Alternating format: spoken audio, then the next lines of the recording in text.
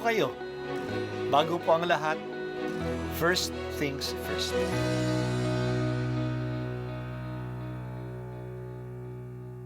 Good morning po.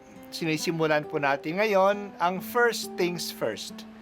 At dito po, tinatalakay natin sa unang bahagi ng umaga natin ay ang first readings na binabasa po sa banal na misa.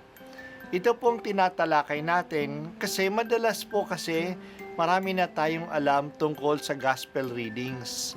Pero konti po ang nagsasalita sa first readings. Pero ang first readings, bahagi din po yan ng Biblia, ng banal na kasulatan.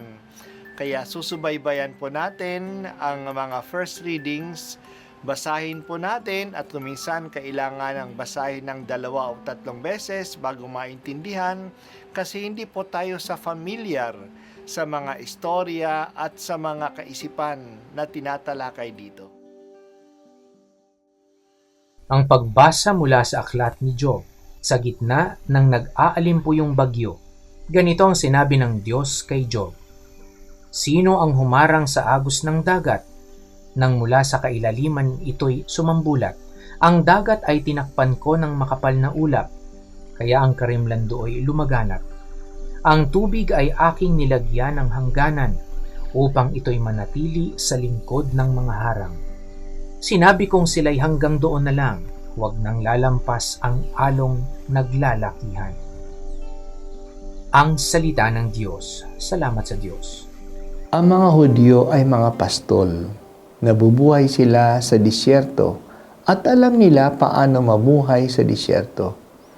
Ang karamihan sa mga Israelita ay hindi naman mangingisda.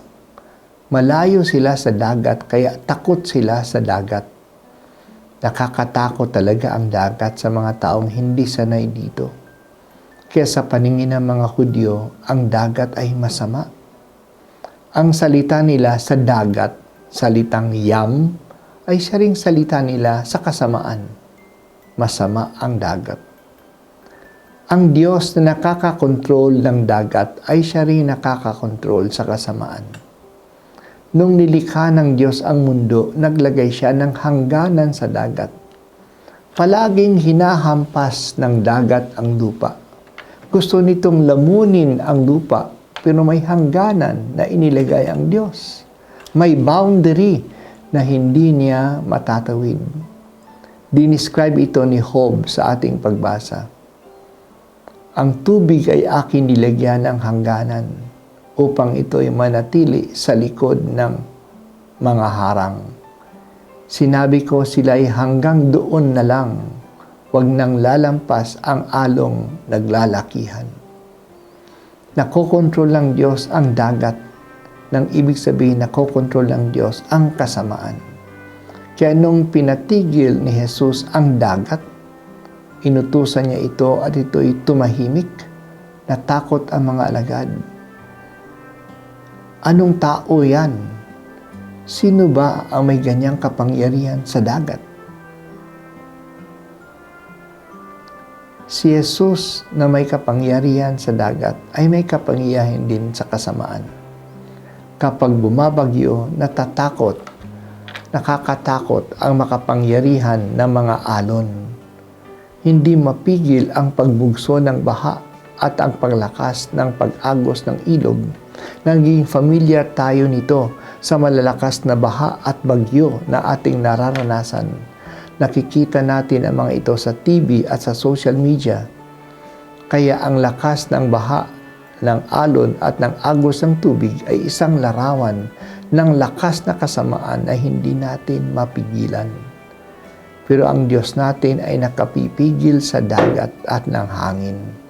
Siya ang nakapipigil ng kasamaan. Kahit nagaano kalakas ang kasamaan, ang kapangyarihan ito ay mapipigil ni Jesus, ang Diyos na kakampi natin. Huwag po sana kaming matakot sa daluyong ng kasamaan, lalo na kapag ito ay lumalapit sa amin, O Panginoon. Kumakapit kami sa iyo, Jesus. Iligtas mo kami.